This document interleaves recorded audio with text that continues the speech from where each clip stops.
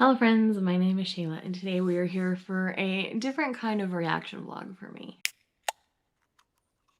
Haikyuu is officially ending in about half an hour.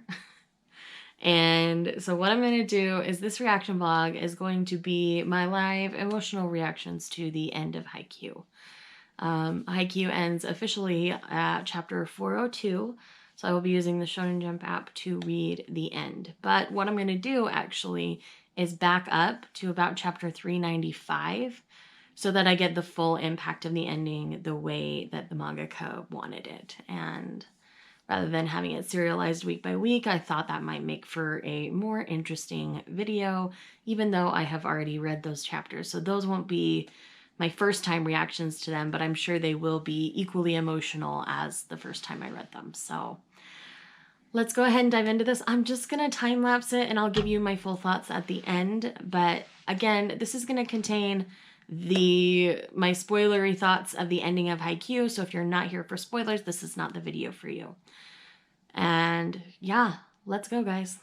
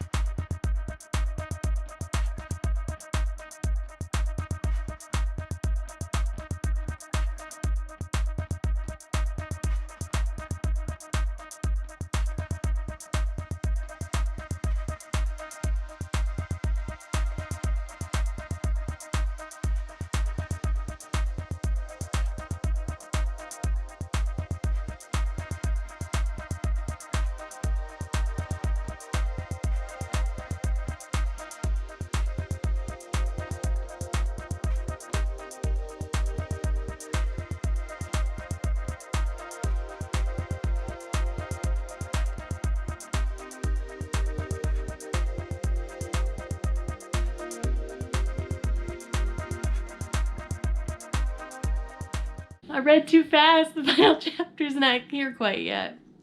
So I'll just kind of give you my thoughts here before I read the final chapter. But the mangaka took so much care in this ending. We get to see all these characters that we've grown attached to throughout the series. And then there's little touches that just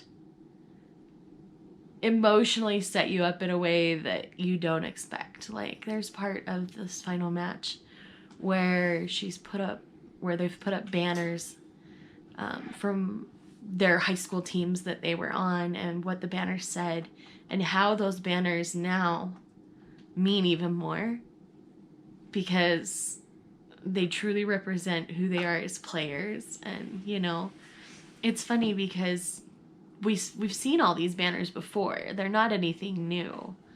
But with who all these players have become throughout the series, those banners hit different now. Especially the Karasuno one for Kageyama and Hinata.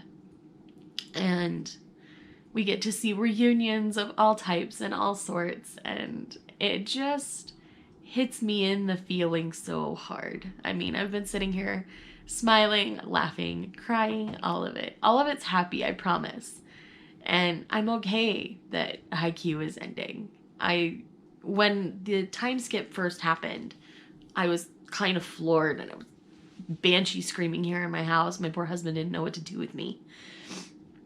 And I was just surprised. And even going to Brazil, that's hinted at very early on in the series. They start showing, you know, Rio with the big statue, like, really early on in the series.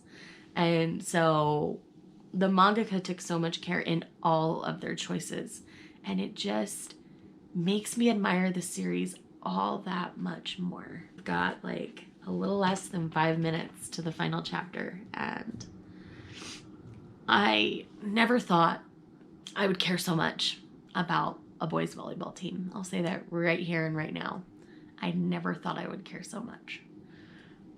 But Furodate had a way of sucking me in and making me care about these characters so much. It doesn't happen often to me in shonen. Shoujo, I tend to get more attached to my characters because they're naturally written a little more emotional than most shonen characters. But I really just... Furodate has a way with writing characters that sucks me in and attaches me to them so fast. And again, I never thought I would care about a boys volleyball team so much. So yeah, that's kind of where I'm at. The next clip you will see is me reacting to the final chapter of Haikyuu, the official canon final chapter, chapter 402.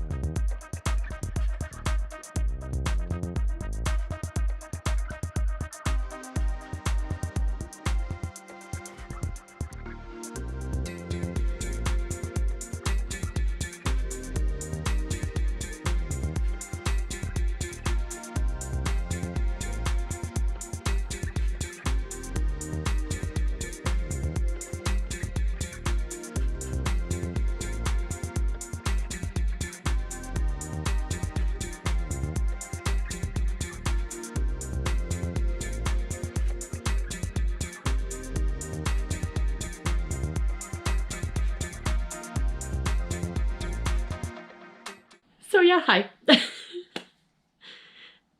This ending was absolutely perfect for their characters.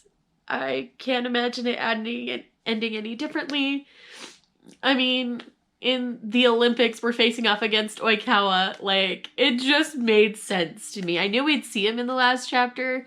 I just wasn't sure how. I wasn't sure if he was going to be on the Japan team. I wasn't sure if they were going to keep him in Argentina. I don't know. But they kept him in Argentina and pitted all of them against Oikawa, and it just made sense because everybody wanted to beat Oikawa, and it just made my heart so happy. And man, the very end, where Furodate went and took